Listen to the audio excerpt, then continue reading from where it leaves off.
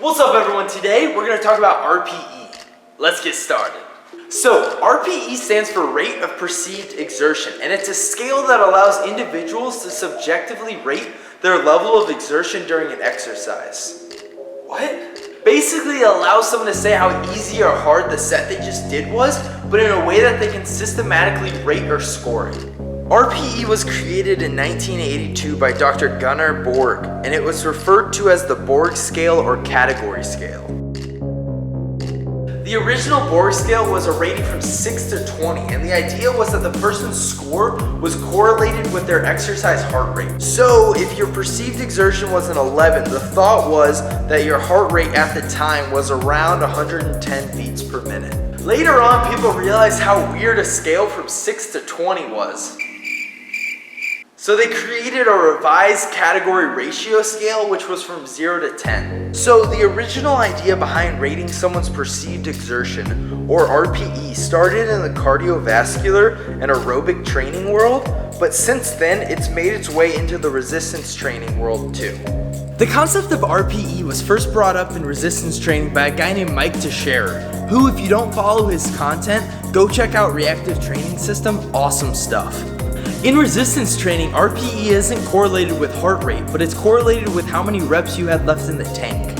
So it's a scale from 1 to 10, and 10 means you had 0 reps left in the tank or you couldn't do any more reps after your set was done. It was like your 5 rep max or 1 rep max. When written, you'll see the at sign and then a number. All that means is that this set will be at RPE of whatever number is listed. So an RPE 10 means you had 0 reps left in the tank. A 9 RPE means you had 1 rep left in the tank. An 8 RPE means you had 2 reps left in the tank after your set. And a 7 means that you had 3 reps left in the tank. And that pattern continues all the way down until an RPE 1. But you probably won't see many RPEs programmed lower than like a 6, because it gets hard to really know how many reps you had left in the tank. One of the hardest concepts for someone to understand when learning RPE is that like the at 8 or the at 10 is not associated with how many reps there are in the set, it's associated with how many reps you could have done after your set was done. So you can do a set of 5 at an RPE of 8, and also you can do a set of 20 at an RPE of 8. All that at 8 means is that at the end of your set, you had 2 reps left in the tank, and that goes for any RPE that is prescribed. So you understand the concept of RPE and how it's used, but why should you use it?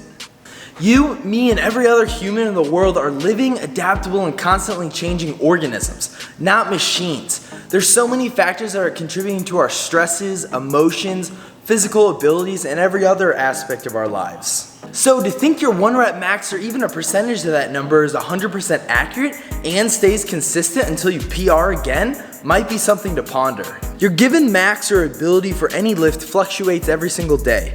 So assigning a specific percentage or a number you have to hit based off that past performance isn't the worst thing in the world, but I think using RPE is better. You can think about it like this. Your training is like bowling. Instead of trying to hit one single pin, think about RPE as the bumpers are up and it's just keeping you within a certain area.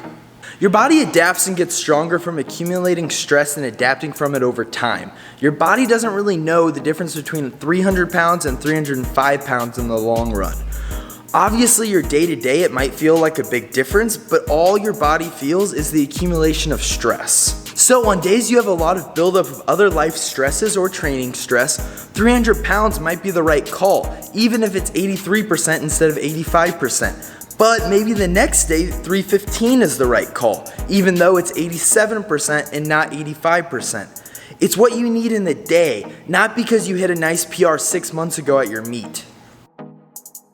Okay, so you're finally understanding all of this RPE talk, but how do you even get started? I think the best way to learn anything is just to introduce one thing at a time, so I wouldn't jump straight into an all RPE program. The first thing I would do is after each work set, just write down the number of reps that you think you could have done after your set was over. At first, it's gonna be really hard and you're gonna overthink it a ton, but don't. Just write down what you think. The more you do it, the more accurate and better it'll be. After you get comfortable doing that, then I would shift from how many reps you think you could have done to learning what at 8 and at 9 actually means and describing your set with actual RPE. Just like anything, the more practice you get, the better it'll be, so practice a ton. After you figure that out and you feel more comfortable with it, that's where this can go so many ways and why RPE is so useful. RPE can be used to prescribe weights, describe how that set went, and everywhere in between. And I think there are multiple useful ways to use it. One way might be better for one person and the other way might be more useful for another person. But at the end of the day, I think RPE is a very useful concept, and if you want to get the most out of your training, I think RPE needs to have a place in it.